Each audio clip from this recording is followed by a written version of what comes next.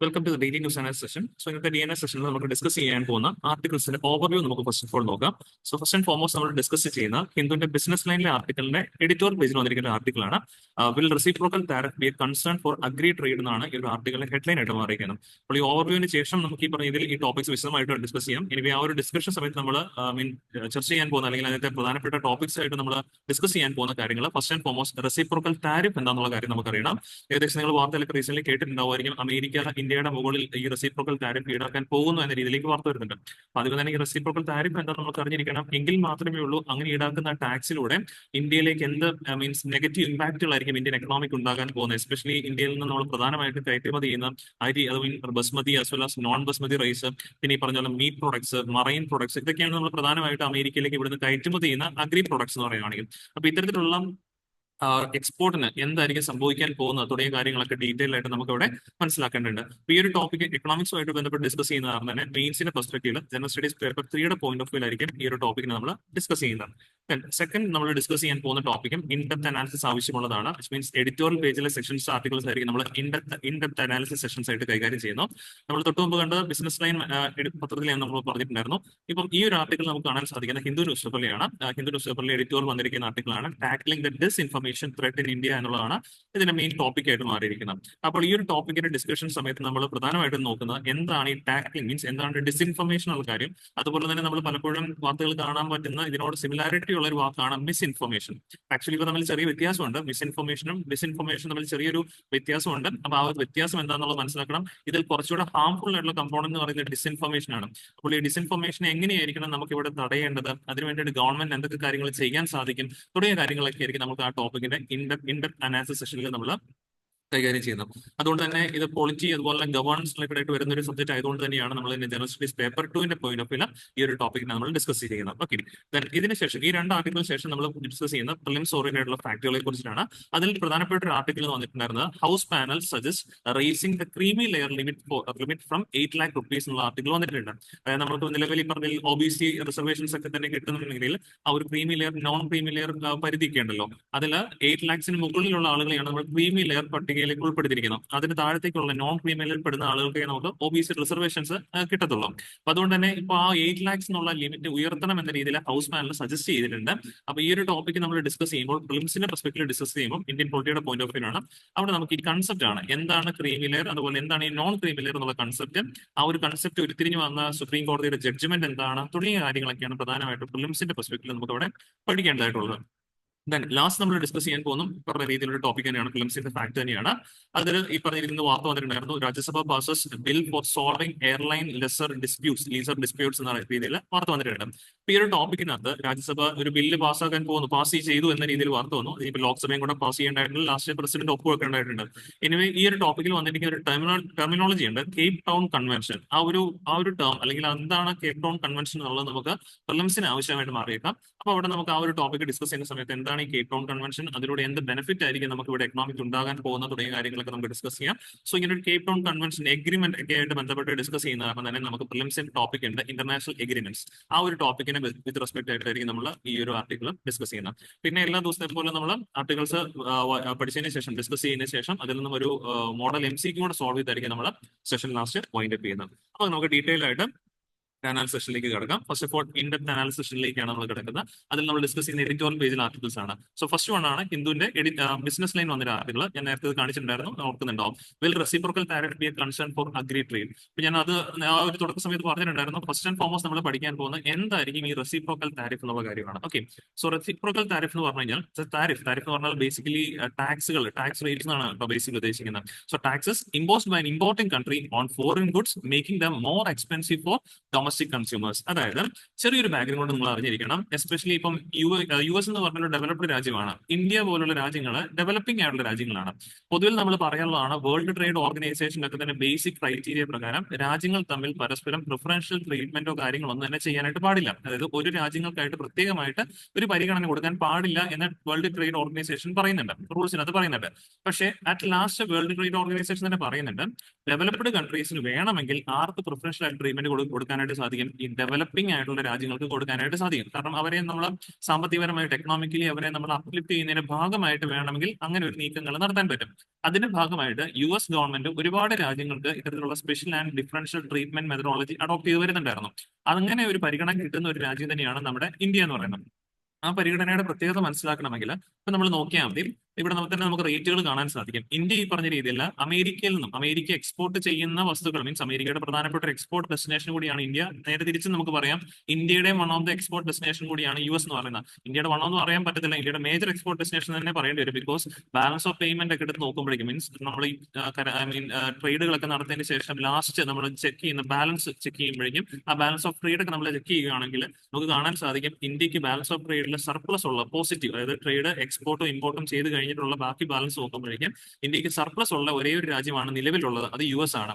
അപ്പോൾ അത്രത്തോളം പ്രാധാന്യം നമുക്ക് ഈ വിദേശ മീൻസ് ഫോറിൻ ട്രേഡിനകത്ത് US ഉണ്ട് എന്നുള്ള കാര്യം ഓർക്കാം. അങ്ങനെയുള്ള US എന്നുള്ള രാജ്യം ഇന്ത്യയിലേക്ക് വസ്തുക്കൾ കയറ്റുമതി ചെയ്യുമ്പോൾ നമ്മൾ ചാർജ് ചെയ്യുന്ന ശരാശരി ടാക്സ് എന്ന് പറഞ്ഞു കഴിഞ്ഞാൽ ഇറ്റ്സ് അപ്രോക്സിമേറ്റ്ലി 37.7% ആണ്. 37.7% നമ്മൾ ശരാശരി US നിന്നും ഇന്ത്യയിലേക്ക് വരുന്ന വസ്തുക്കൾ മേൽ ടാക്സ് ചെയ്യുന്നുണ്ട്. എന്നാൽ നേരെ തിരിച്ചായിക്കോട്ടെ, ഇന്ത്യയിൽ നിന്ന് നമ്മൾ US കയറ്റുമതി ചെയ്യുന്ന വസ്തുക്കൾ മേൽ US ടാക്സ് ചെയ്യുന്ന ശരാശരി 2.6% ആണ്. ഇതാണ് ഞാൻ നേരത്തെ പറഞ്ഞ ഡിഫറൻഷ്യൽ അല്ലെങ്കിൽ സ്പെഷ്യൽ ട്രീറ്റ്മെന്റ് മെത്തഡോളജി എന്ന് പറയുന്നത്.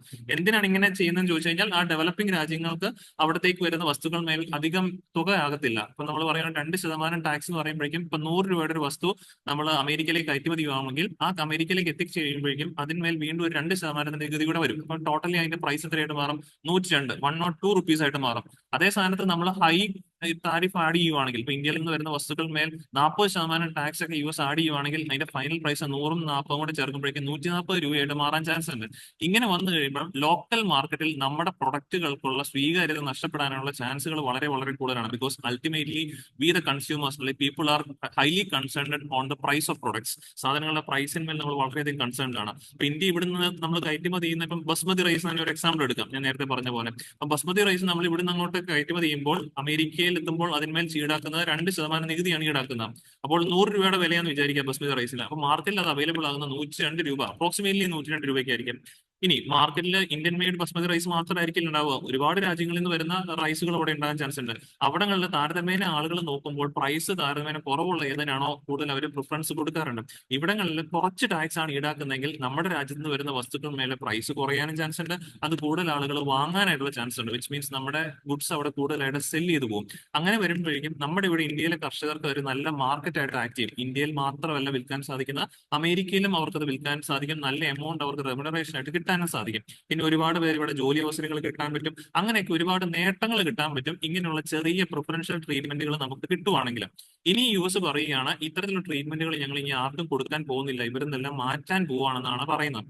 ആ മാറ്റി കഴിയുമ്പോഴേക്കും എന്താണോ ഇത്രയും നാളും ഞങ്ങൾ പ്രിഫറൻസ് കൊടുത്തിരുന്ന രാജ്യങ്ങൾ ഞങ്ങളുടെ വസ്തുക്കൾ മേൽ ഈടാക്കിയിരുന്ന ടാക്സുകൾ അതേ ടാക്സ് തന്നെ ഇനി US നടപ്പാക്കാൻ പോവാന്ന് പറയുന്നത്. അതിന്റെ പേരാണ് reciprocal tax. What you give us, we are going to give you also. ആ ഒരു ടെർമിനോളജി വേണേൽ പറയാം. നിങ്ങൾ എന്താണോ ഞങ്ങളുടെ വസ്തുക്കൾ മേൽ ടാക്സ് ചെയ്യുന്ന റേറ്റ് അത് തന്നെയായിരിക്കും ഇനി മുതൽ നിങ്ങളുടെ വസ്തുക്കളുടെ മേലും ഞങ്ങൾ ടാക്സ് ചെയ്യാൻ പോകുന്നത് എന്നുള്ളതാണ് ട്രംപ് അല്ലെങ്കിൽ ഈ പറഞ്ഞ രീതിയിൽ അമേരിക്ക പറയുന്നത്. ബിക്കോസ് ഇതിനെല്ലാം കാരണം എന്ന് പറയുന്നത് നമുക്കറിയാം ട്രംപ് പിന്തുടരുന്ന ഒരു പോളിസി ഉണ്ട്. അമേരിക്ക ഫസ്റ്റ് എന്നുള്ളൊരു പോളിസിയാണ് ട്രംപ് എപ്പോഴും പിന്തുടരുന്നത്.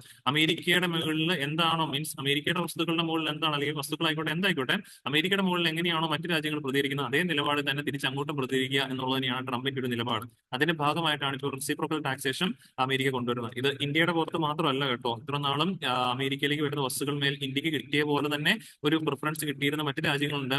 മെക്സിക്കോയും കാനഡയും അമേരിക്കയോട് ചേർന്ന് തന്നെ നടക്കുന്ന 2 രാജ്യങ്ങളാണ്. ഇവരുടെ മുകളിലും റെസിപ്രോക്കൽ ടാക്സ് ഈടാക്കാൻ പോകുന്നു എന്ന രീതിയിലാണ് വാർത്തകൾ വരുന്നത്. പിന്നെ ഇവിടെ നമുക്ക് തൽക്കാലം മെക്സിക്കോയുടെയും കാനഡയുടെയും കാര്യമല്ല കൂടുതലായിട്ട് നമുക്ക് ഡിസ്കസ് ചെയ്യേണ്ടത്. നമുക്ക് ഇന്ത്യ സ്പെസിഫിക് ആയിട്ടാണ് കൂടുതലും ചോദ്യങ്ങളൊക്കെ തന്നെ വരുന്നുണ്ടാവുക. അതുകൊണ്ട് ജസ്റ്റ് കുറച്ച് കാര്യങ്ങൾ അറിഞ്ഞിരിക്കുക. അതിൽപ്പെടുന്ന ഒന്നാണ് ഞാൻ ഓൾറെഡി ഇപ്പോൾ ഡിസ്കസ് ചെയ്തത്. ഇന്ത്യ ഓൾമോസ്റ്റ് ചാർജ് ചെയ്യുന്ന 37.7% ആണ് അമേരിക്കൻ ഗുഡ്സിന്റെ മുകളിൽ. എന്നാൽ അമേരിക്ക ഇന്ത്യൻ ഗുഡ്സിന്റെ മുകളിൽ ചാർജ് ചെയ്യുന്നത് അപ്രോക്സിമേറ്റ്ലി 2.6% ആണ്. ഇനി ഇത്തരത്തിൽ ഈ പറഞ്ഞ രീതിയിൽ റെസിപ്രോക്കൽ ടാക്സേഷൻ വന്നു കഴിയുമ്പോൾ അത് ഏതൊക്കെ വസ്തുക്കൾ മേലാണ് ഇന്ത്യൻ പ്രൊഡക്റ്റ് മേലാണ് അത് അഫക്ട് ചെയ്യാൻ പോകുന്നതെന്ന് ചോദിച്ചാൽ എസ്പെഷ്യലി ഇന്ത്യൻ മെയ്ഡ് ആയിട്ടുള്ള റൈസുകൾ, especially basmati and non basmati rice items ഉണ്ട്. ഇതൊക്കെയാണ് നമ്മൾ പ്രധാനമായിട്ടും അങ്ങോട്ടേക്ക് കയറ്റുമതി ചെയ്യുന്നത്. പിന്നെ അതേപോലെ തന്നെ marine products, fish items, shrimp ആണ് പ്രധാനമായിട്ടും നമ്മുടെ ചെമ്മീൻ, ഷ്രിമ്പ്, ഇതാണ് പ്രധാനമായിട്ട് ഇന്ത്യ അമേരിക്കയിലേക്ക് കയറ്റുമതി ചെയ്യുന്നത്. ഷ്രിമ്പിന്റെ കാര്യത്തിൽ ഈ പറഞ്ഞ രീതിയിലുള്ള പ്രശ്നങ്ങൾ വന്നേക്കാം. Then wheat, buffalo meat, constituting 46% of India's agriculture exports to US. അപ്പൊ ഇന്ത്യയിൽ നിന്നും അമേരിക്കയിലേക്ക് നമ്മൾ കയറ്റുമതി ചെയ്യുന്ന വസ്തുക്കളുടെ 46% ഇവയൊക്കെയാണ്. Rice, basmati, non basmati rice, marine products, wheat, buffalo meat, ഇതൊക്കെയാണ് ഏകദേശം 46% കോൺസ്റ്റിറ്റ്യൂട്ട് ചെയ്യുന്ന കാര്യം നോക്കാം. ഇവയുടെ മുകളിലൊക്കെ തന്നെ റെസിപ്രോക്കൽ ടാക്സസ് ഇനി മുതൽ യു എസ് അപ്ലൈ ചെയ്യാൻ പോയി കഴിഞ്ഞു കഴിഞ്ഞാൽ ഇവയുടെ വില അമേരിക്കയിൽ കൂടാനായിട്ടുള്ള ചാൻസുകൾ വളരെ വളരെ കൂടുതലാണ്. അങ്ങനെ വന്നു കഴിയുമ്പോഴേക്കും നമുക്ക് ഇത്ര നാളും കെട്ടിക്കൊണ്ടിരുന്ന ആ ഒരു മാർക്കറ്റ് ഒരുപക്ഷെ നഷ്ടപ്പെട്ടു പോകാനായിട്ടുള്ള ചാൻസുകൾ ഇവിടെ നമുക്ക് തള്ളിക്കളയാൻ പറ്റിയേക്കത്തില്ല. ആ ഒരു കാര്യം നമ്മൾ ഫസ്റ്റ് ഓഫ് ഓൾ തന്നെ ഓർത്ത് വെച്ചേക്കാം. ഇനി കുറച്ചുകൂടെ കാര്യങ്ങൾ നമുക്ക് ഡീറ്റെയിൽഡ് ആയിട്ട് മനസ്സിലാക്കണം. ഇവിടെ കണ്ടോ, റെസിപ്രോക്കൽ താരിഫിന്റെ കാര്യം ഓൾറെഡി ഞാൻ പറഞ്ഞു. ഒരു എക്സാമ്പിൾ കൂടി ഇവിടെ ഉണ്ട്. ആ എക്സാമ്പിളോട് വായിക്കാം, നിങ്ങൾക്ക് കുറച്ചുകൂടെ മനസ്സിലാക്കാൻ പറ്റും. ഫോർ എക്സാമ്പിൾ, ഇപ്പൊ US citizen orders Banaras sari from India, US imports tariff will increase its price affecting affordability. അതായത് നേരത്തെ പറഞ്ഞ താരിഫ് കൂടുമ്പോഴേക്കും അതിന്റെ പ്രൈസ് കൂടും. പ്രൈസ് കൂടി കഴിഞ്ഞു കഴിഞ്ഞാൽ ആളുകൾ പിന്നെ ചിന്തിക്കാൻ തുടങ്ങും, ഇനി ഞാനിത് വാങ്ങണോ എന്ന് ചിന്തിക്കാൻ തുടങ്ങും. അങ്ങനെ ഓട്ടോമാറ്റിക്കലി വരുമ്പോൾ നമ്മുടെ ആ വസ്തുവിന്റെ സെയിൽ അവിടെ കുറയാനായിട്ടുള്ള ചാൻസുകൾ വളരെ വളരെ കൂടുതലാണ്. So higher tariff slow down global trade by raising cost for all parties involve. അങ്ങനെയൊന്നും വരാതിരിക്കാനായിട്ടാണ് വലിയ അമിതമായിട്ടുള്ള ടാക്സുകൾ ഈടാക്കല്ല എന്നുള്ളതൊക്കെ തന്നെ നമ്മൾ ഇന്റർനാഷണലി സഹകരിച്ച് പരസ്പരം എത്തി നിർത്തിയിരിക്കുന്നത്. ആ ഒരു എഗ്രിമെന്റ് ഒക്കെയാണ് ഇപ്പോൾ US ഇടപെട്ട് മാറ്റാൻ പോകുന്നുള്ള കാര്യം ഓർക്കാം. ദെൻ ഇങ്ങനൊരു നീക്കം, അതായത് ഞാൻ ഓൾറെഡി പറഞ്ഞിരുന്നു, അതായത് നോർമലി WTO പറയുന്നത് സ്പെഷ്യൽ ആയിട്ടുള്ള ഡിഫറൻഷ്യൽ ആയിട്ടുള്ള ട്രീറ്റ്മെന്റുകൾ ആർക്കും കൊടുക്കാൻ പാടില്ല.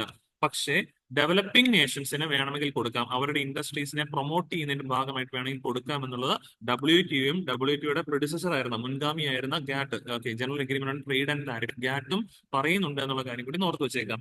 This allowed countries like India to maintain higher tariffs to safeguard local farmers. അതായത് അമേരിക്കയിൽ നിന്നുള്ള വെൻകിട രാജ്യങ്ങളിൽ നിന്നുള്ള വസ്തുക്കൾ തങ്ങളുടെ രാജ്യത്ത് എത്തുമ്പോഴേക്കും അതിന് ഹയർ നികുതി, ഹയർ താരിഫ് ഈടാക്കി നമ്മുടെ ഇവിടുത്തെ ലോക്കൽ ഫാർമേഴ്സ് അല്ലെങ്കിൽ ലോക്കൽ പ്രൊഡ്യൂസേഴ്സിനെ സപ്പോർട്ട് ചെയ്യാൻ, പ്രൊട്ടക്ട് ചെയ്യാനായിട്ട് നമുക്ക് അതുവഴി സാധിക്കുമായിരുന്നു. നേരെ തിരിച്ച് നമ്മുടെ വസ്തുക്കൾ അമേരിക്കയിൽ എത്തുമ്പോഴേക്കും അവര് ചെറിയ നികുതി മാത്രമായിരുന്നു ഈടാക്കിക്കൊണ്ടിരുന്നത്.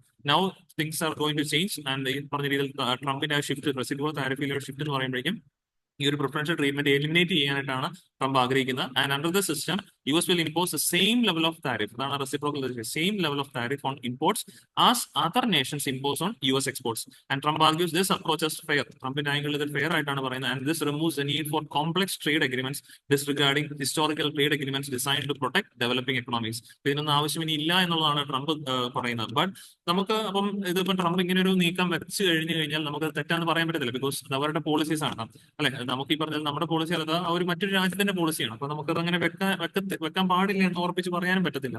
അപ്പോൾ ഇവിടെ ഈ ഓർഡർ, ഈ ഒരു ആർട്ടിക്കിൾ എഴുതിയ ഓർഡർ ഒരു കാര്യം പറയുന്നുണ്ട്. ഇൻ കേസ് എങ്ങാനും കാനഡയിലും മെക്സിക്കോയുടെ മുകളിലും വെച്ചതുപോലെ തന്നെ ഇന്ത്യക്ക് മുകളിലേക്ക് അവർ റെസിപ്രോക്കൽ ടാക്സ് ഈടാക്കുകയാണെങ്കിൽ വാട്ട് ഷുഡ് ഇന്ത്യ ഡു എന്നുള്ള കാര്യം ചോദിക്കുന്നുണ്ട്. അതായത് ഇപ്പം താരിഫ് കൂടുമ്പോഴേക്കും ഒബ്വിയസ്ലി നമ്മുടെ വസ്തുക്കളുടെ വില കൂടുമെന്ന് പറഞ്ഞല്ലോ. ഇനി താരിഫ് കൂടിയാലും ഇപ്പോഴത്തെ അതേ റേറ്റ് തന്നെ നമുക്ക് നിർത്താൻ സാധിക്കണം. അതായത് ഇന്നിപ്പോ നമ്മുടെ ഒരു വസ്തുവിന്മേൽ ഈടാക്കിക്കൊണ്ടിരുന്ന രൂപ 100 രൂപയാണ്. അതിന്റെ ടാക്സ് ചേർത്ത് കഴിയുമ്പോൾ 102 രൂപ എന്ന് വിചാരിച്ചോ.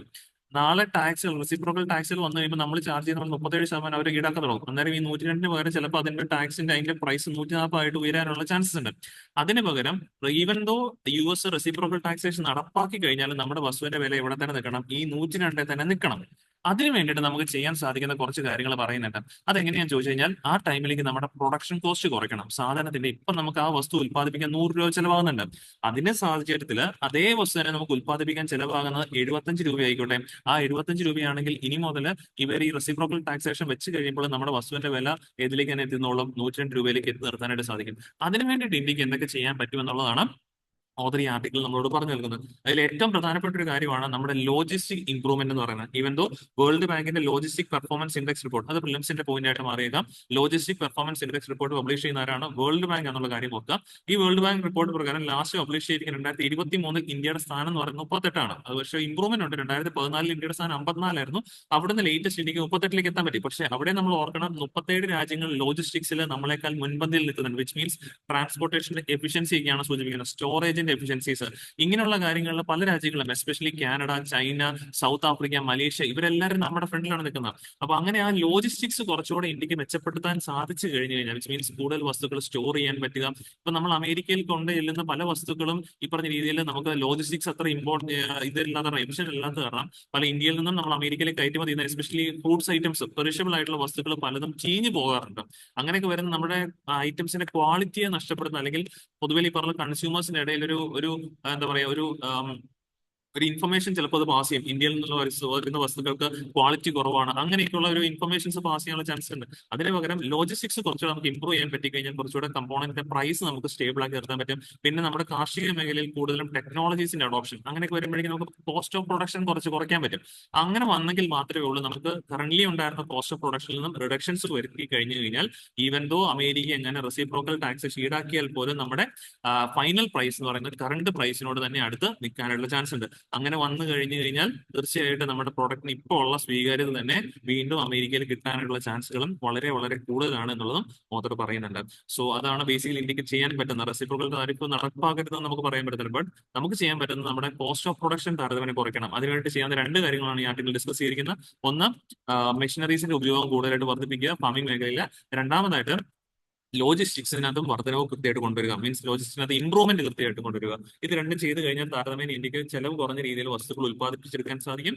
സോ അങ്ങനെ നമുക്ക് ട്രേഡ് വർദ്ധിപ്പിക്കാൻ പറ്റും എന്നുള്ളതാണ് ആർട്ടിക്കിളിൽ ഡിസ്കസ് ചെയ്തിരിക്കുന്നത്. ഓക്കെ, അപ്പൊ നമ്മൾ ഡിസ്കസ് ചെയ്ത ടോപ്പിക്സ് എല്ലാവർക്കും ആ ഒരു ടോപ്പിക് എല്ലാവർക്കും ക്ലിയർ ആണെന്ന് വിശ്വസിക്കുന്നു. Then moving on to the next article, tackling the disinformation threat in India. ഈ ഒരു ടോപ്പിക്കിനകത്ത് ഞാൻ തുടക്കത്തിൽ പറഞ്ഞിരുന്നു മെയിൻലി നമ്മൾ ഡിസ്കസ് ചെയ്യുന്ന ഈ ഒരു ഡിസ്ഇൻഫർമേഷനുമായിട്ട് ബന്ധപ്പെട്ടാണ്. അതിന് മുമ്പാകെ തന്നെ നമുക്കൊരു കാര്യം ഡിസ്കസ് ചെയ്യണം. ഡിസ്ഇൻഫർമേഷനും ഇതിനോട് സിമിലർ ആയിട്ട് നിൽക്കുന്ന മറ്റൊരു ടേം ഉണ്ട്, വിച്ച് ഇസ് മിസ്ഇൻഫർമേഷൻ. ഇവ തമ്മിലുള്ള വ്യത്യാസം നമുക്കൊന്ന് അറിഞ്ഞിരിക്കണം. So misinformation, disinformation and Mal information, ഈ മൂന്ന് തമ്മിലുള്ള വ്യത്യാസമായിരിക്കും ഞാനിവിടെ പറയാൻ പോകുന്നത്. അതിൽ നമുക്ക് ഇന്നത്തെ ആർട്ടിക്കിൾ വന്നിരിക്കുന്നത് എന്താണ്, ഡിസ്ഇൻഫർമേഷൻ ആണ് കേട്ടോ. അപ്പം മിസ്ഇൻഫർമേഷൻ എന്ന് പറഞ്ഞു കഴിഞ്ഞാൽ തെറ്റായ വിവരങ്ങൾ നൽകുക അല്ലെങ്കിൽ മിസ്ലീഡിംഗ് ആയിട്ടുള്ള കോണ്ടെക്സ്റ്റ് പബ്ലിഷ് ചെയ്യുക എന്നതിന് പറയുന്നവരാണ് മിസ്ഇൻഫർമേഷൻ. എന്നാൽ ഡിസ്ഇൻഫർമേഷൻ എന്ന് പറഞ്ഞു കഴിഞ്ഞാൽ അവിടെ നമ്മൾ നോക്കുമ്പോൾ കാര്യങ്ങളൊക്കെ ഓൾമോസ്റ്റ് സിമിലർ ആയിട്ട് പോലെയാണ് എഴുതിയിരിക്കുന്നത് അല്ലെ. ഫോൾസ് കോണ്ടെക്സ്റ്റ് ഉണ്ട്, ഇമ്പോസ്റ്റർ കോണ്ടെക്സ്റ്റ് ഉണ്ട്, ഫാബ്രിക്കേറ്റഡ് കോണ്ടെക്സ്റ്റ് ഉണ്ട്, മാനിപ്പുലേറ്റഡ് ആൻഡ് കണ്ടന്റ് ആകാം. ഇതെല്ലാമാണ് ചേരുമ്പോഴേക്കും ഡിസ്ഇൻഫർമേഷൻ ആയിട്ട് മാറുന്നത്. എന്നാൽ മിസ്ഇൻഫർമേഷനും ഡിസ്ഇൻഫർമേഷനും നമ്മൾ വ്യത്യാസം എവിടെ ഇരിക്കാന്ന് ചോദിച്ചു കഴിഞ്ഞാൽ മിസ്ഇൻഫർമേഷനിലത് നമ്മൾ തെറ്റായ വിവരം നൽകി, പക്ഷേ അതിന്റെ ഒറിജിനാലിറ്റി നമുക്ക് അറിയത്തില്ല, അതിന്റെ സത്യാവസ്ഥ എന്താണെന്ന് അറിയത്തിണ്ടായിരുന്നില്ല. നമ്മളോട് ഒരാൾ പറഞ്ഞു ഇന്ന പോലെടുത്ത് ഒരു സംഭവം നടക്കുന്നുണ്ട്, നമ്മൾ അത് തെറ്റാണെന്നോ ശരിയാണെന്നോ അല്ലെങ്കിൽ വ്യക്തമായിട്ടുള്ള അതിനെക്കുറിച്ച് ഡേറ്റാസ് ഒന്നും അറിയാതെ തന്നെ നമ്മൾ വേറൊരാളോട് പറയുകയാണ് ഇങ്ങനെ ഒരു സംഭവം നടന്നു. അങ്ങനെ പറയുമ്പോഴേക്കും ചിലപ്പോൾ അത് നടന്നിട്ടുണ്ടാകാൻ ചാൻസ് ഇല്ല. അതിന് പറയുന്നവരാണ് മിസ് ഇൻഫർമേഷൻ. വിച്ച് മീൻസ് നമ്മളത് മനഃപൂർവ്വം നമ്മൾ തെറ്റി പറഞ്ഞു കൊടുത്തതല്ല, നമുക്ക് അതിന്റെ സത്യാവസ്ഥ അറിയുന്നുണ്ടായിരുന്നില്ല, അങ്ങനെ നമ്മൾ പറഞ്ഞു കൊടുക്കുന്നതിനെയാണ് മിസ് ഇൻഫർമേഷൻ അല്ലെങ്കിൽ പബ്ലിഷ് ചെയ്യുന്നതിനെയാണ് മിസ് ഇൻഫർമേഷൻ എന്ന് പറയുന്നത്. എന്നാൽ ഒരു വിവരം നമുക്കറിയാം അത് തെറ്റാണ് എന്ന് നമുക്കറിയാം, എന്നിട്ട് കൂടി നമ്മൾ ഈ പറഞ്ഞ രീതിയിൽ മറ്റൊരാളിലേക്ക് ആ ഇൻഫർമേഷൻസ് എത്തിക്കുന്നതിന് പറയുന്ന പേരാണ് ഡിസ്ഇൻഫർമേഷൻ. ഇപ്പൊ തമ്മിൽ വ്യത്യാസം പിടിയോ. മിസ് ഇൻഫർമേഷൻ എന്ന് പറഞ്ഞാൽ നമുക്ക് ആ ഡേറ്റയുടെ ജെനുവിനിറ്റി അറിയത്തില്ല, ഓക്കെ, അല്ലാതെ നമ്മൾ പബ്ലിഷ് ചെയ്യുന്നതിനെയാണ് മിസ് ഇൻഫർമേഷൻ എന്ന് പറയുന്നത്. എന്നാൽ ആ ഡേറ്റയുടെ ജെനുവിനിറ്റി നമുക്കറിയാം, ആസ് പെർ ദാറ്റ് ജെനുവിനിറ്റി ആ ഒരു റിപ്പോർട്ട് തെറ്റാന്ന് നമുക്കറിയാം, എന്നിട്ട് കൂടിയും അതിനെ പബ്ലിഷ് ചെയ്യുന്നതിന് പറയുന്നവരാണ് ഡിസ്ഇൻഫർമേഷൻ. ഇതിന് തുല്യമായിട്ട് രീതിയിൽ മാറുന്നതാണ് മാൽ ഇൻഫർമേഷൻ. മാൽ ഇൻഫർമേഷൻ എന്ന് പറഞ്ഞു കഴിഞ്ഞാൽ അതിന്റെ ഉദ്ദേശശുദ്ധിന് വ്യത്യാസം, അതായത് തെറ്റായ വിവരങ്ങൾ കൈമാറുക എന്ന് മാത്രമല്ല, ആ തെറ്റായ വിവരങ്ങൾ കൈമാറി സമൂഹത്തില് ഹരാസ്മെന്റുകളും അല്ലെങ്കിൽ ഹെയ്റ്റ് സ്പീച്ചുകളും ഒക്കെ തന്നെ ജനിപ്പിക്കുക എന്നുള്ളതാണ് മാൽ ഇൻഫർമേഷന്റെ ഉദ്ദേശമായിട്ട് പറയുന്നത്. അപ്പൊ ഇതിനകത്ത് മാൽ ഇൻഫർമേഷൻ കൂടെ ഞാൻ എഴുതിയിട്ടുണ്ട്, ഹാംഫുൾ എന്നുള്ളത് എഴുതിയിട്ടുണ്ട്. അപ്പൊ ഇവിടെ തമ്മിൽ രണ്ടിനെയും കൂടെ ഒരു മിഡിൽ പോർഷനിൽ നിൽക്കുന്ന ഒരു കമ്പോണന്റിന്റെ പേരാണ്, അല്ലെങ്കിൽ രണ്ടിനകത്തോട് ചേർന്ന് നിൽക്കുന്ന ഒരു കമ്പോണന്റിന്റെ പേരാണ് ഡിസ്ഇൻഫർമേഷൻ എന്നുള്ള കാര്യം ഓർത്ത് വെച്ചേക്കുന്നത്. ഓക്കെ, മിസ്ഇൻഫർമേഷൻ എന്ന് പറഞ്ഞാൽ മൂന്നും തെറ്റായ വിവരങ്ങൾ കൈമാറുകയാണ്. മിസ്ഇൻഫർമേഷൻ എന്ന് പറഞ്ഞു കഴിഞ്ഞാൽ ആ വിവരത്തിന്റെ ക്രെഡിബിലിറ്റി നമുക്ക് അറിയത്തില്ല, അല്ലാതെ നമ്മൾ കൊടുത്താണ്, നമ്മൾ ശരിയായിരിക്കാം എന്ന് വിചാരിച്ച് കൊടുക്കുന്നതാണ് ഈ മിസ്ഇൻഫർമേഷൻ എന്ന് പറയുന്നത്. എന്നാൽ നമുക്ക് തന്നെ അറിയാം ഇത് തെറ്റാണ് എന്നുള്ളത് അറിയാവുന്നതിനെയാണ് ഡിസ്ഇൻഫർമേഷൻ എന്ന് പറയുന്നത്. ഇനി ഈ തെറ്റായ വിവരങ്ങൾ തന്നെ നമ്മൾ കൊടുക്കുകയും ചെയ്യുന്നു, അതുവഴി നമ്മൾ ലക്ഷ്യം വെക്കുന്ന സമൂഹത്തിന് ഒരു ഹെയ്റ്റ് സ്പീച്ച് അല്ലെങ്കിൽ സ്പർദ്ധ വളർത്തുക എന്നുള്ളതാണ് നമ്മൾ ലക്ഷ്യം വെക്കുന്നെങ്കിലും അതിന്റെ പേരാണ് മാൽ ഇൻഫർമേഷൻ ഉള്ള കാര്യം നോക്കാം. അപ്പൊ ഇപ്പൊ നമ്മുടെ കറന്റ് രാജ്യം നമ്മൾ നോക്കുകയാണെങ്കിൽ ഒരുപാടധികം ഡിസ്ഇൻഫർമേഷൻസ് നമുക്ക് വരുന്നതായിട്ട് കാണാൻ സാധിക്കും. അതിനുള്ള പ്രധാനപ്പെട്ട കാരണങ്ങൾ എന്ന് പറഞ്ഞു കഴിഞ്ഞാൽ ഇന്ന് നമുക്ക് ഓരോരുത്തർക്കും ഇൻഫർമേഷൻസ് പ്രൊവൈഡ് ചെയ്യാൻ പറ്റുന്ന ആളുകളായിട്ട് മാറിക്കൊണ്ടിരിക്കുകയാണ്. പണ്ട് കാലങ്ങളിൽ ഈ ഒരു ഉത്തരവാദിത്തം പ്രധാനമായിട്ടും ചെയ്തുകൊണ്ടിരുന്ന മീഡിയാസ് ആയിരുന്നു വാർത്തകൾ നമ്മൾ കൂടുതൽ ആളുകളിലേക്ക് എത്തിച്ചുകൊണ്ടിരുന്നത്.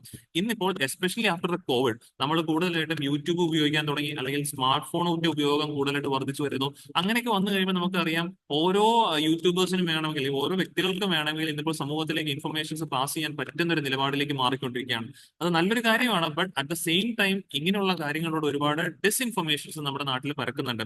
അതായത് ഒരു ഇൻഫർമേഷൻ അത് തെറ്റാന്ന് അറിയാം, എന്നിട്ട് കൂടി ഈ പറഞ്ഞ രീതിയിൽ നമ്മൾ പല ആളുകളിലേക്കും ആ ഇൻഫർമേഷൻസ് എത്തിച്ചു കൊടുക്കാറുണ്ട്. ഇങ്ങനെയൊക്കെയുള്ള കാര്യങ്ങൾ വരുമ്പോഴേക്കും അത് ഒരുപക്ഷെ നമ്മൾ നേരത്തെ കണ്ട പോലെ തന്നെ അത് സമൂഹത്തിലെ ഹെയ്റ്റ് സ്പീച്ചസും ഒക്കെ തന്നെ ഉണ്ടാകാനുള്ള ചാൻസ് വളരെ വളരെ കൂടുതലാണ്. ഈ ഒരു ആർട്ടിക്കിൾ ഈ ഓതർ എഴുതിയിരിക്കുന്നത് on the base of world economic world economic ഫോറത്തിന്റെ റിപ്പോർട്ടായ ഗ്ലോബൽ റിസ്ക് റിപ്പോർട്ട് 2025 അടിസ്ഥാനത്തിൽ. അപ്പൊ നമുക്കത് പ്രിലിംസിന് ആവശ്യമായിട്ട് മാറിയേക്കാം. ഗ്ലോബൽ റിസ്ക് റിപ്പോർട്ട് 2025 പബ്ലിഷ് ചെയ്യുന്ന ആരാണ്? വേൾഡ് എക്കണോമിക് ഫോറം എന്നുള്ള കാര്യം ഓർത്തിരിക്കാം. ഈ റിപ്പോർട്ട് പ്രകാരം ആ ഒരു ഗ്ലോബൽ റിസ്ക് റിപ്പോർട്ട് 2025 എന്ന് പറയുന്നുണ്ട്, misinformation and disinformation as the highest ranked short term global threat. അപ്പോൾ highest ranked short term global threat ആയിട്ട് ഈ റിപ്പോർട്ടിനകത്ത് രേഖപ്പെടുത്തിയിരിക്കുന്നത് ഇതിനെയാണ്, മിസ്ഇൻഫർമേഷനെയും ഡിസ്ഇൻഫർമേഷനെയും എന്നുള്ള കാര്യം ഓർക്കാം. ഇനി അടുത്തതായിട്ട് ഈ വേൾഡ് എക്കണോമിക് ഫോറത്തിനകത്ത് ഗ്ലോബൽ റിസ്കിനെ എന്തായിട്ടാണ് ഡിഫൈൻ ചെയ്തിരിക്കുന്നത് വെച്ച് കഴിഞ്ഞാൽ, as an event that can adversely affect a sizable portion of the population. An event that can adversely affect a sizable portion of the population, the global GDP, and the natural resources as defined as the global risk as per World Economic Forum. അപ്പൊ അങ്ങനെ ഒരു risk cos ചെയ്യാൻ സാധിക്കുന്നതാണ് ഈ ഒരു misinformation disinformation ഉള്ള കാര്യം ഓർത്തിരിക്കുക. അതിന്റെ പ്രധാനപ്പെട്ട ഘടകങ്ങളായിട്ട് പറയുന്ന റാപ്പിഡ് ആയിട്ടുള്ള നമ്മുടെ AI ജനറേറ്റ് ആയിട്ടുള്ള കണ്ടന്റുകളാണ്. ഇന്നിപ്പോൾ ഡീപ് ഫേക്ക് പോലെയുള്ള പലവിധ കമ്പോണന്റുകൾ നമുക്ക് കാണാൻ സാധിക്കും. അതുവഴി ഈ പറഞ്ഞ ഇമേജസോ അല്ലെങ്കിൽ ഒരു വീഡിയോ കണ്ടു കഴിഞ്ഞാൽ അത് ഒറിജിനൽ ആണോ എന്ന് പോലും നമുക്ക് പറയാൻ പറ്റത്തില്ല. അത്രത്തോളം ഈ പറഞ്ഞ രീതിയിൽ മൈന്യൂട്ട് ആയിട്ടുള്ള വേരിയേഷൻസ് വെച്ച് വരെ എഡിറ്റിംഗ് പോസിബിൾ ആയിട്ടുണ്ട്. അപ്പൊ അങ്ങനെ വരുമ്പോഴേക്കും നമ്മുടെ കയ്യിൽ കിട്ടിയിരിക്കുന്ന ഒരു വീഡിയോ ആയിക്കോട്ടെ അല്ലെങ്കിൽ ഒരു ഇൻഫർമേഷൻ ആയിക്കോട്ടെ, അത് ട്രൂത്ത് ആണോ ശരിയാണോ തെറ്റാണോ എന്ന് പോലും നമുക്ക് പറയാൻ പറ്റത്തില്ല. ശരിയായിരിക്കും എന്ന് വിചാരിച്ചിട്ട് മേ ബി നമുക്ക് അയച്ചുന്ന ഒരു വ്യക്തി ആളെ ഈ പറഞ്ഞ നമുക്ക് വിശ്വാസമുള്ള കാരണം ആള് ചിലപ്പോൾ അയച്ചു തരുന്നതെല്ലാം തന്നെ കറക്റ്റ് ആണ് എന്ന് കരുതി നമ്മൾ എന്ത് ചെയ്യും, ആ ഇൻഫർമേഷൻ വേറൊരാളിലേക്ക് പറഞ്ഞു കൊടുക്കും, അല്ലെങ്കിൽ വേറൊരാളിലേക്ക് നമ്മൾ എത്തിച്ചു കൊടുക്കും. Without checking whether that fact is correct or not എന്ന് നോക്കാതെ പോലുമാണ് നമ്മളത് അയച്ചു കൊടുക്കുന്നത്. അങ്ങനെ സമൂഹത്തിലുടനീളം വ്യാജ വാർത്തകളൊക്കെ തന്നെ പരക്കാനുള്ള ചാൻസുകൾ വളരെ വളരെ കൂടുതലാണ്. ഇന്ത്യയിലെ കണക്കുകൾ നോക്കുവാണെങ്കിൽ, ഇന്ത്യയിൽ ഏകദേശം പറയുവാണെങ്കിൽ ഇവിടെ പഠനം നടത്തിയ study by Indian School of Business and Cyber Peace Foundation, Indian School of ബിസിനസ്സും സൈബർ പീസ് ഫൗണ്ടേഷനും ചേർന്ന് നടത്തിയ പഠനത്തിനകത്ത് ഇന്ത്യയിൽ പരക്കുന്ന ഡിസ്ഇൻഫർമേഷൻസിന്റെ 46% പൊളിറ്റിക്കൽ ഡിസ്ഇൻഫർമേഷൻ, അതായത് രാഷ്ട്രീയ പ്രതിരോധത്തിനായിട്ട് വേണ്ടി അല്ലെങ്കിൽ രാഷ്ട്രീയ പാർട്ടികൾ ചെയ്യുന്ന, രാഷ്ട്രീയ പ്രവർത്തകർ ചെയ്യുന്ന അല്ലെങ്കിൽ രാഷ്ട്രീയപരമായിട്ടുള്ള വാർത്തകളാണ് 46% പൊളിറ്റിക്കൽ ഡിസ്ഇൻഫർമേഷൻ ആണ്. അതിനുശേഷമാണ് ജനറൽ ഇഷ്യൂസ് ആൻഡ് റിലീജിയസ് കോൺടാക്സിലൂടെ ഓരോ കാര്യങ്ങൾ വരുന്നത്. അപ്പൊ ആ ഒരു കാര്യം വേണമെങ്കിൽ നമുക്ക് ഫിലിംസിന് ഓർത്തിരിക്കാം. സൈബർ പീസ് ഫൗണ്ടേഷനും അതുപോലെ ഇന്ത്യൻ സ്കൂൾ ഓഫ് ബിസിനസ് ചേർന്ന് നടത്തിയ പഠനത്തിനകത്ത് ഇവിടെ പരക്കുന്ന ഡിസ്ഇൻഫർമേഷൻസിനകത്ത് 46% ഏതാണ്? പൊളിറ്റിക്കൽ ഡിസ്ഇൻഫർമേഷൻ ആണ്. ബാക്കിയൊക്കെ അതിന്റെ താഴെയാണ് വരുന്നുള്ള കാര്യം ഓർത്തിരിക്കാം. അപ്പൊ ഇങ്ങനെയൊക്കെ വരുമ്പോഴേക്കാണ് പലപ്പോഴും നമ്മുടെ ഇലക്ഷൻസ് ഒക്കെ കണ്ടക്ട് ചെയ്യുന്ന സമയങ്ങളിൽ ഡിസ്ഇൻഫർമേഷൻസ് ഒക്കെ വരുമ്പോഴേക്കും അത് ഒന്നെങ്കിൽ സ്ഥാനാർത്ഥികളെ ഈ പറഞ്ഞ രീതിയിൽ അവരെ ഡീഫെയിം ചെയ്യാനായിട്ട്, അല്ലെങ്കിൽ പൊളിറ്റിക്കൽ പാർട്ടീസിനെ ഈ പറഞ്ഞ രീതിയിൽ വോട്ട് ഈ പറഞ്ഞ പോലെ അക്വയർ ചെയ്യുന്നതിന്റെ ഭാഗമായിട്ടൊക്കെ തന്നെ പലപ്പോഴും ഇത്തരത്തിലുള്ള ഡിസ്ഇൻഫർമേഷൻസ് വരാറുണ്ട്. ഈ ഡിസ്ഇൻഫർമേഷൻസ് അതിര് വിട്ട് കഴിയുമ്പോഴാണ് അത് ഫോൾസ് ഇൻഫർമേഷൻ, അതായത് ഈ പറഞ്ഞ രീതിയിൽ മാൽ ഇൻഫർമേഷൻസ് ആയിട്ട് മാറാറുള്ളത് എന്നുള്ള കാര്യം കൂടി ഓർത്തു വെച്ചേക്കാം. അതുകൊണ്ട് തന്നെയാണ് റീസെന്റ് 2024 ലോക്സഭ ജനറൽ ഇലക്ഷന്റെ സമയത്ത് നമ്മുടെ ഇലക്ഷൻ കമ്മീഷൻ ഒരു AI ടൂള് ഇവിടെ ഡിപ്ലോയ് ചെയ്തിട്ടുണ്ടായിരുന്നു. Initially like Shakti India election fast checking collective, Shakti India election fact checking collective എന്ന് പറയുന്നുണ്ടായിരുന്നു. And deep fake analysis unit ഒക്കെ തന്നെ പ്രവർത്തിക്കുന്നുണ്ടായിരുന്നു. ഇത്തരത്തിൽ എന്തെങ്കിലും ഒരു വ്യാജ വാർത്തകളൊക്കെ തന്നെ പരക്കുന്നുണ്ടോ തുടങ്ങിയ കാര്യങ്ങളൊക്കെ തന്നെ മനസ്സിലാക്കാനായിട്ട്. അത് മാത്രമല്ല, ഇന്നിപ്പോ നമ്മൾ നോക്കുവാണെങ്കിൽ ഞാൻ നേരത്തെ പറഞ്ഞിരുന്നല്ലോ, ഓരോരുത്തർക്കും ഇൻഫർമേഷൻസ് പ്രൊവൈഡ് ചെയ്യാൻ പറ്റുന്ന ആളുകളായിട്ട് മാറിക്കൊണ്ടിരിക്കുകയാണ്. ഇന്ത്യയിൽ മാത്രം ഏകദേശം 400 മില്യൺ ഫേസ്ബുക്ക് ഉപഭോക്താക്കളും ഏകദേശം 500 മില്യൺ വാട്സ്ആപ്പ് ഉപഭോക്താക്കളും ഉണ്ടെന്നുള്ള കാര്യം ഓർക്കാം. Making India as the largest market four social media platforms. ഏറ്റവും കൂടുതൽ സോഷ്യൽ മീഡിയ പ്ലാറ്റ്ഫോംസ് ഉപയോഗിക്കുന്ന ആളുകളാണ് ഇന്ത്യയിലുള്ളത്. അതുകൊണ്ട് തന്നെ ഇൻഫർമേഷൻസ് പെട്ടെന്ന് പരക്കാനുള്ള ചാൻസുകൾ കൂടുതലാണ്. ഇവിടെയാണ് നമ്മൾ ഇത്തരത്തിലുള്ള ഇൻഫർമേഷൻസ് ഫേക്ക് ആയ ഇൻഫർമേഷൻസ് പരക്കാതിരിക്കാൻ, സ്പ്രെഡ് ചെയ്യാതിരിക്കാനായിട്ടുള്ള നിയമങ്ങളുടെ ആവശ്യകതയെ കുറിച്ചിട്ട് നമ്മൾ കൃത്യമായിട്ടും ബോധവാന്മാരാകേണ്ടത്. നിലവിൽ നമുക്ക് അങ്ങനെയുള്ള നിയമങ്ങളൊക്കെ ഉണ്ടെങ്കിൽ പോലും, അല്ലെങ്കിൽ അതിനെ ചെക്ക് ചെയ്യാനുള്ള യൂണിറ്റുകൾ ഉണ്ടെങ്കിൽ പോലും പലപ്പോഴും അത്തരത്തിലുള്ള യൂണിറ്റുകൾ പോലും ട്രാൻസ്പെറന്റ് ആയിട്ടാണ് പ്രവർത്തിക്കാൻ നമുക്ക് പറയാനായിട്ട് പറ്റത്തില്ല. പലപ്പോഴും രാഷ്ട്രീയപരമായിട്ടുള്ള ഇടപെടലുകളൊക്കെ തന്നെ ഇത്തരത്തിലുള്ള യൂണിറ്റുകളിലും ഫാക്ട് യൂണിറ്റുകളിലൊക്കെ തന്നെ ഉണ്ടാകാനുള്ള ചാൻസുകളും വളരെ വളരെ കൂടുതലാണ്. അതുപോലെയുള്ള ഇൻസിഡന്റുകൾ നമ്മൾ കേൾക്കാറുണ്ട്. സോ എനിവേ, ഈ ഒരു ചലഞ്ച് എന്ന് പറഞ്ഞു കഴിഞ്ഞാൽ ടെക്നോളജിക്ക് അതീതമാണ്. എസ്പെഷ്യലി ടെക്നോളജി എന്ന് പറയുമ്പോഴേക്കും ഇതൊക്കെ ഉപയോഗിക്കുന്ന ആളുകളെ നമ്മൾ പറഞ്ഞ് മനസ്സിലാക്കണം. എസ്പെഷ്യലി ഇങ്ങനെയൊക്കെയുള്ള വാർത്തകളൊക്കെ വരാം, അത് നിങ്ങൾ ചെക്ക് ചെയ്തിട്ട് മാത്രമേ ഈ പറഞ്ഞ രീതിയിൽ അത് മറ്റൊരാൾക്ക് പറഞ്ഞു കൊടുക്കാവുള്ളൂ. തുടങ്ങിയ കാര്യങ്ങളൊക്കെ വെച്ച് നമുക്ക് അവയർനെസ് കാര്യങ്ങൾ കൊടുക്കാം. എന്നാൽ ഒരു പരിധി വരെ പറയുവാണെങ്കിൽ ഇത് നമുക്ക് അവയർനെസ്സിനും അപ്പുറത്ത് നിൽക്കുന്ന കാര്യങ്ങളാണ്. ബിക്കോസ് ഇതിനകത്ത് കമ്പ്യൂട്ടർ ഇൻവോൾവ് ആണ്, അല്ലെങ്കിൽ കമ്പ്യൂട്ടർ സോഫ്റ്റ്വെയർ റിലേറ്റഡ് ഉള്ള കാര്യങ്ങൾ ഇൻവോൾവ് ആണ്. സോ അവയർനെസ്സിന് ഉപരിയായിട്ട് കുറെ കാര്യങ്ങളുണ്ട്, ചലഞ്ചസ്. അതാണ് ഇതിനകത്ത് ഏറ്റവും വലിയ പ്രധാനപ്പെട്ട ഒരു ചലഞ്ച് എന്ന് പറയുന്നത്. Because it goes beyond technology. It is a test of our shared democratic values and threatens our collective ability to uphold truth, unity, and equality. As the world's largest democracy, India must set an example of diversity and resilience in growing polarized global digital world. And the real question isn't just about fighting falsehoods, but also about ensuring that we safeguard our unity in diversity. ഈ ഒരു ഇതാണ് last പാരഗ്രാഫിൽ നമ്മൾ പറയുന്നത്. അതായത് നമ്മൾ ഇങ്ങനെയൊക്കെയുള്ള false ആയിട്ടുള്ള informations ഒക്കെ വരുമ്പോഴേക്കും നമ്മുടെ യൂണിറ്റിയെയും ഒക്കെ തന്നെ ബാധിക്കാനായിട്ടുള്ള ചാൻസുകൾ വളരെ വളരെ കൂടുതലാണ്.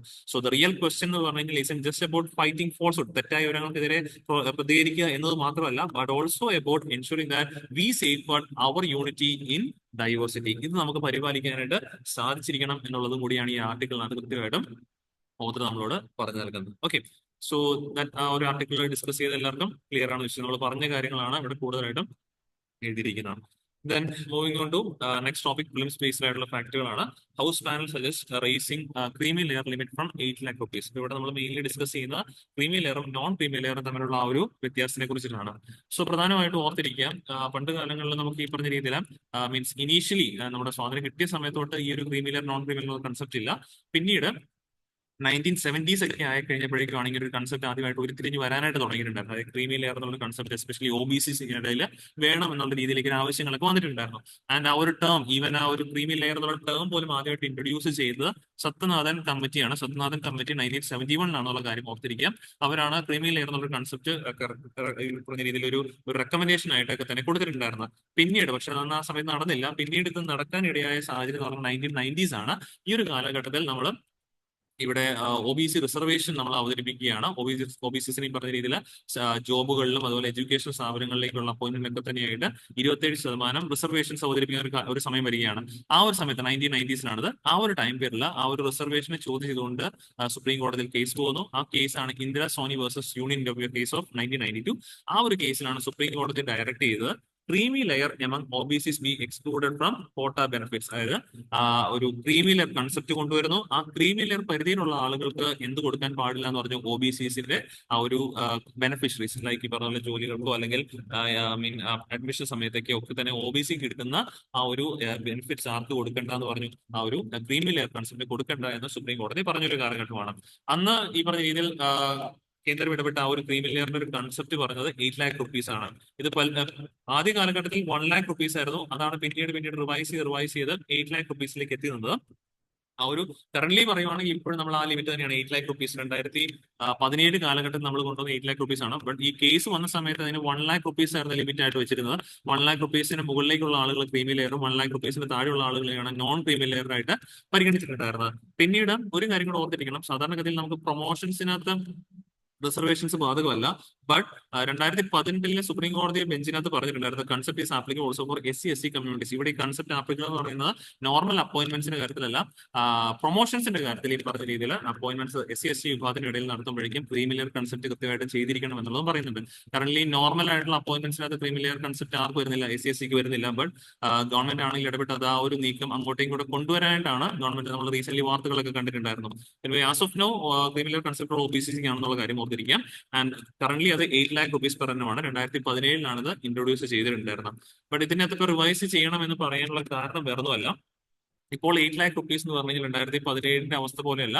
2017 എന്തായിരുന്നു 8 lakh rupees നമുക്ക് വാങ്ങാൻ സാധിച്ചിരുന്നത്. ആ ഒരു പർച്ചേസിംഗ് പവർ കറന്റ്ലി ഇപ്പോൾ 8 lakh rupees വിച്ച് മീൻസ് അതുപോലെ തന്നെ ഒരുപാട് പേരുടെ സാലറിയിലൊക്കെ തന്നെ വ്യത്യാസങ്ങൾ വന്നിട്ടുണ്ട്.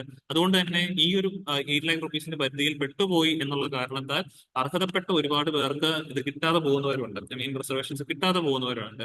അതുകൊണ്ടിട്ടാണ് ഗവൺമെന്റ് ഇപ്പോൾ പരിഗണിക്കാൻ പോകുന്ന ഈ 8 lakhs എന്നുള്ളത് ഒരു കാലക്രമത്തിൽ നമ്മൾ റിവൈസ് ചെയ്യേണ്ട ഒരു എമൗണ്ട്, അതിനെ കുറച്ചുകൂടെ റിവൈസ് ചെയ്യണം എന്നുള്ള രീതിയിലേക്ക് ഗവൺമെന്റ് മുന്നോട്ട് വന്നിരിക്കുന്നത് കേട്ടോ.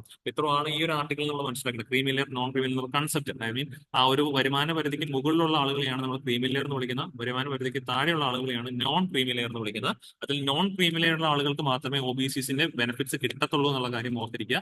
ക്രീമി ലെയറിൽ വരുന്ന ആളുകളെ ജനറൽ കാറ്റഗറി ആയിട്ട് തന്നെയായിരിക്കും അവിടെ പരിഗണിക്കപ്പെടുന്നത്. അതുകൊണ്ട് തന്നെ ജോബ്സിനകത്തും എംപ്ലോയ്മെന്റ് അതുപോലെ തന്നെ ഗവൺമെന്റ് സ്കീമുകൾ ഇവിടങ്ങളിലൊക്കെ തന്നെ നമുക്ക് OBCക്കൊക്കെ തന്നെ അല്ലെങ്കിൽ നോൺ ക്രീമി ലെയർ ആളുകൾക്ക് ബെനിഫിറ്റ്സ് കിട്ടാറുണ്ട്, മുൻഗണന കിട്ടാറുണ്ട്. ആ ഒരു ഇത് ആർക്ക് കിട്ടത്തില്ല, ക്രീമി ലെയറിനകത്ത് കിട്ടത്തില്ല എന്നുള്ള കാര്യം കൃത്യമായിട്ട് ഓർത്ത് വെച്ചേക്കാം. പിന്നെ കറന്റ്ലി ക്രീമി ലെയർ കൺസെപ്റ്റ് OBCസിന് മാത്രം റിസർവേഷനൊക്കെ ഉള്ളൂ. SC/SCക്ക് ആ ഒരു ക്രീമി ലെയർ കൺസെപ്റ്റ് ഉള്ളത് പ്രൊമോഷന്റെ കാര്യത്തിന് വേണ്ടിയിട്ടാണെന്നുള്ള കാര്യം ഓർത്ത് വെച്ചേക്കാം, not for the initial appointments.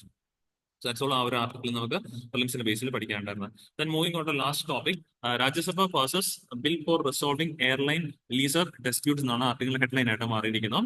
അപ്പൊ ഈ ഒരു ടോപ്പിക്കിനകത്ത് നമ്മൾ ഡിസ്കസ് ചെയ്യുന്നത്, I mean recent Rajya Sabha bill പാസ്സാക്കി, അതിപ്പോ ലോക്സഭയും കൂടെ പാസ്സാക്കി പ്രസിഡന്റ് ഒപ്പിട്ട് കഴിഞ്ഞാൽ മാത്രമേ നമുക്ക് ഫൈനൽ ബില്ലാക്കി നമുക്ക് ഇതിനകത്ത് കാര്യങ്ങൾ കൃത്യമായിട്ട് പഠിക്കാൻ പറ്റുള്ളൂ.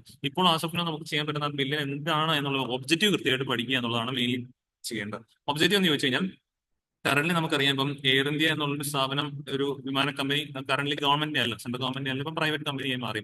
അതിനുശേഷം ശരിക്കും പറഞ്ഞാൽ ഇന്ത്യയിലെ വിമാനങ്ങളുടെ നിരക്കുകൾ, വിമാന യാത്രാക്കൂലി നിരക്കുകൾ നല്ല രീതിയിൽ ഈ പറഞ്ഞ റൈസ് സംഭവിച്ചിട്ടുണ്ട്, ഇൻക്രീസ് സംഭവിച്ചിട്ടുണ്ട്.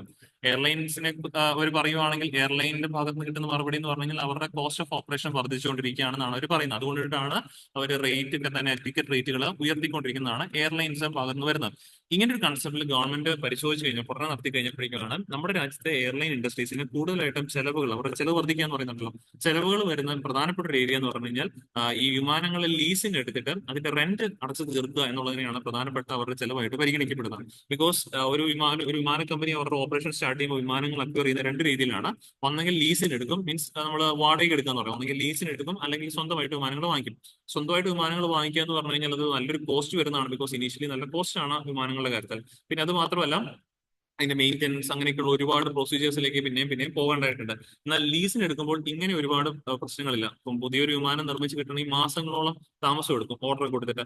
ബട്ട് നമ്മൾ ലീസിന് എടുക്കുക എന്ന് പറയുമ്പോൾ ഓൾറെഡി വിമാനം ഉണ്ട്, നമുക്ക് പെട്ടെന്ന് ഈ പറഞ്ഞാൽ അത് കിട്ടാനായിട്ട് സാധിക്കും. അപ്പൊ അതൊക്കെ കൊണ്ടിട്ടാണ് നമ്മുടെ രാജ്യത്തെ എയർലൈൻ ഇൻഡസ്ട്രീസ് കൂടുതൽ പേര് വിമാനങ്ങൾ ലീസിന് എടുക്കുകയാണ് ചെയ്തിട്ടുണ്ടായിരുന്നത്. അങ്ങനെ ലീസിന് എടുക്കുമ്പോൾ നമ്മൾ പെട്ടെന്ന് അല്ലെങ്കിൽ ഓരോ വർഷം അല്ലെങ്കിൽ എത്രയാണ് ഗ്യാപ്പ് പറയുന്നത്, അതിനിടയിൽ ഈ പറഞ്ഞ രീതിയിൽ കൃത്യമായിട്ടുള്ള അതിന്റെ പലിശയും റെന്റും എമൗണ്ടും ഒക്കെ തന്നെ കൃത്യമായിട്ട് അടച്ചു തീർക്കണം. അല്ലെങ്കിൽ ഈ പറഞ്ഞ രീതിയിൽ ആ ഒരു എയർലൈൻ ഇൻഡസ്ട്രീസിനെ ടേക്ക് ഓവർ ചെയ്യാം, അല്ലെങ്കിൽ അതിന് ഈ പറഞ്ഞ പോലെ അതിന്റെ അസറ്റുകളൊക്കെ തന്നെ ഈ പറഞ്ഞ രീതിയിൽ ഈ ഒരു ലീസർ ഈ പറഞ്ഞ രീതിയിൽ പിടിച്ചെടുക്കുന്ന ഒരു സാഹചര്യം കാര്യങ്ങളൊക്കെ ഉണ്ട്. അപ്പൊ ഇങ്ങനെയൊക്കെയുള്ള പ്രശ്നങ്ങൾ അന്നേരം വരും. ഈ മീൻ ആ ഒരു ലോണിന്റെ എമൗണ്ട് അങ്ങോട്ട് തപ്പങ്ങളും കാര്യങ്ങളൊക്കെ വരാനുള്ള ചാൻസ് ഉണ്ട്. അതിനൊക്കെ ഒഴിവാക്കുന്നതിന്റെ ഭാഗമായിട്ടാണ് ഗവൺമെന്റ് എന്നല്ല, ഇന്റർനാഷണൽ ലെവൽ 2001 പാസ്സാക്കിയ നിയമമാണ് കേപ്പ് ടൗൺ കൺവെൻഷൻ. അപ്പോൾ കേപ്പ് ടൗൺ കൺവെൻഷൻ എന്താണ്? അതാണ് അതിന്റെ ഫിലിംസിലെ പോയിന്റ്. എന്താണ് കേപ്പ് ടൗൺ കൺവെൻഷൻ ചോദിച്ചാൽ, it's an international treaty that aims to standardise transactions involving movable property, particularly high value assets like aircraft, engines, and helicopters, to ensure credit transfer can enforce their rights in case of a default. അതായത് smooth ആയിട്ട് ഇത്തരത്തിലുള്ള movable properties ആയ aircrafts, engines, helicopters, ഇവയുടെ ഒക്കെ തന്നെ smooth ആയിട്ട് ownership transfer നടത്താനായിട്ടുള്ള international ലെവലിൽ ഉണ്ടായിരുന്ന ഗവൺമെന്റുകളുടെ ഒരു ട്രീറ്റി സൈൻ ആണ് കേപ്പ് ടൗൺ കൺവെൻഷൻ എന്നുള്ള കാര്യം ഓർത്തിരിക്കാം. ഇന്ത്യ ഇത് റാറ്റിഫൈ ചെയ്ത് 2008 ഇന്ത്യ ഈ ഒരു കേപ്പ് ടൗൺ കൺവെൻഷൻ 2008 റാറ്റിഫൈ ചെയ്തു. അതിന്റെ ഭാഗമായിട്ട് റാറ്റിഫൈ ചെയ്ത് കഴിയുമ്പോൾ ഇവിടെ അതിന് വേണ്ട നിയമങ്ങളും കൃത്യമായിട്ടുണ്ടാകുമല്ലോ. സോ 2008 റാറ്റിഫൈ ചെയ്തെങ്കിൽ പോലും നമുക്ക് ഇത്ര നാളായിട്ട് ഇതിൽ പറയുന്ന കാര്യങ്ങൾ ഇന്ത്യയിൽ നടപ്പാക്കുന്നതിന്റെ ഭാഗമായിട്ട് നമുക്കൊരു നിയമം ഉണ്ടായിരുന്നില്ല. ആ നിയമമാണ് ഇപ്പോൾ രാജ്യസഭയിൽ പാസ്സാക്കിയിരിക്കുന്നത്. In the term of also called as the protection of interest in aircraft objects bill 2025 എന്നുള്ള രീതിയിലേക്ക് ഇവിടെ രാജ്യസഭ പാസ്സാക്കിയിരിക്കുന്നത്. ഇനി വൺസ് ലോക്സഭയിൽ അടുത്ത ദിവസം ഇൻട്രൊഡ്യൂസ് ചെയ്യും, അവിടെ ഡിസ്കസ് ചെയ്യുന്ന പാസ്സായി പ്രസിഡന്റ് ഒപ്പിട്ട് കഴിയുമ്പോഴേക്കാണ് ഇതിനകത്ത് നമുക്ക് കൃത്യമായിട്ടും എക്സാം റിലേറ്റഡ് ആയിട്ട് പഠിക്കാനുള്ള കാര്യങ്ങൾ നമുക്ക് പറയാൻ പറ്റുള്ളൂ. ഇപ്പോൾ അസോഫ് നമ്മൾ ചെയ്യേണ്ടത് എന്താണ് കേപ്പ് ടൗൺ കൺവെൻഷൻ എന്നുള്ള കാര്യം. International treaty aims to standardise transactions involving movable properties like aircraft, engines, helicopters ഒക്കെ ആണെന്നുള്ള കാര്യം കൃത്യമായിട്ടൊന്നും മറക്കാതെ ഓർത്ത് വെച്ചേക്കാം. So then moving on last പ്രിലിംസിന് MCQ ക്വസ്റ്റൻ ആണ് റിഗാർഡിംഗ് ടാക്സേഷൻ ഇന്ത്യയെ സംബന്ധിക്കുന്ന 2 സ്റ്റേറ്റ്മെന്റ് ക്വസ്റ്റൻ ആണ്. നിങ്ങൾക്ക് എളുപ്പം ആൻസർ ചെയ്യാൻ പറ്റുന്നതാണ്. സോ 2 സ്റ്റേറ്റ്മെന്റ് വായിച്ച് നോക്കി കൃത്യമായിട്ട് നിങ്ങളുടെ ആൻസർ കമന്റ് ബോക്സിൽ രേഖപ്പെടുത്തുക. അപ്പൊ നമ്മൾ ഡിസ്കസ് ചെയ്ത ടോപ്പിക്സ് എല്ലാവർക്കും ക്ലിയർ ആണെന്ന് വിശ്വസിക്കുന്നു. വീണ്ടും നമുക്ക് അടുത്ത ക്വസ്റ്റൻ കാണാം. Thank you.